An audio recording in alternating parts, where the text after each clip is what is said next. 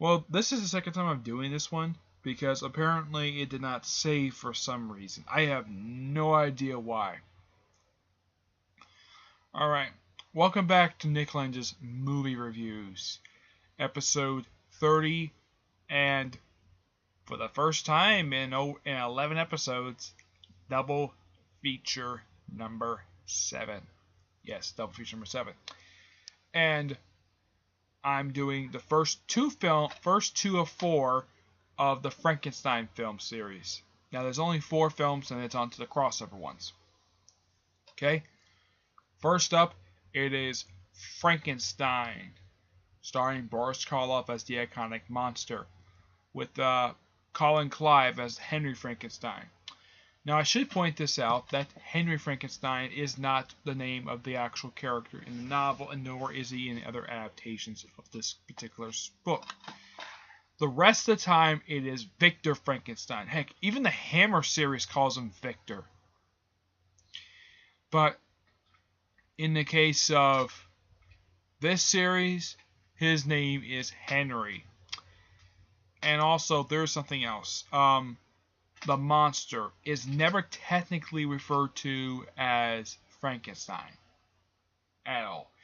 In the films, he's always referred to as the monster. He's even Boris Karloff is credited as simply the monster. Now, this film was released in 1931. The runtime for this film is 1 hour and 11 minutes. Pretty much, it's basically what you expect from Frankenstein film. Basically, what people think of Frankenstein. Victor or Henry Frankenstein, him and his assistant, who is later a different character in starting with the 3rd film, where he just digs up corpses, sews them together, and forms the monster, and says the famous line after he gets shocked by lightning, "It's alive! It's alive!" Now, in this film, they bring back a couple characters from the Dracula film. They bring back the actor who played Radcliffe, I do not remember his name, and Edward von Sloan, who played Van Helsing in the Van Helsing film. This time he is a professor. He's a completely different character. But yeah, some people, like nowadays when they see this, this is quite bizarre to say the least, to see an actor play 2 different characters in the same film. See, that's the thing with Universal films. They love recycling actors. They love doing it. Now, I should also tell about the famous story involving the actual monster itself. Now, originally, because of the success of Dracula, that originally the actors that the studio wanted to play Bela Lugosi, to play the monster was Bela Lugosi. But there's a couple of reasons why he never got it. A couple different stories. One is that he turned down the part because no speaking lines. And Bela Lugosi, he loves speaking lines. Another version of the story is that James Whale, the director of this film and Bride of Frankenstein, which I'm talking about next, wanted a different actor. But as which story is true, completely unknown. Now, there is going to be a follow-up to this when they get to Frankenstein Meets the Wolfman. I'm going to review that in a couple episodes. Okay?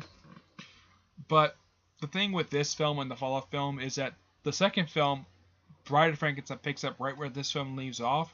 You can kind of see the second film is pretty much the conclusion of some stuff that started with this particular film itself. I should also point out Elizabeth Frankenstein, who is in both this film and Bride of Frankenstein, played by the same woman. Now, generally, there's a couple different interpretations of how to depict her. Usually, in some way, she's related to Victor, or in this film, Henry Frankenstein.